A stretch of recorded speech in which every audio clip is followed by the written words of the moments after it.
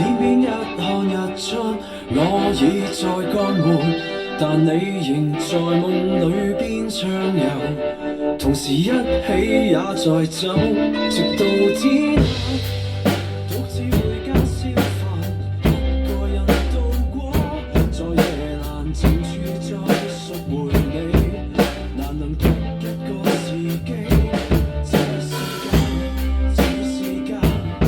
時計的偏差也須慣，兩年難遇見暖照談，更會珍惜這緣慳。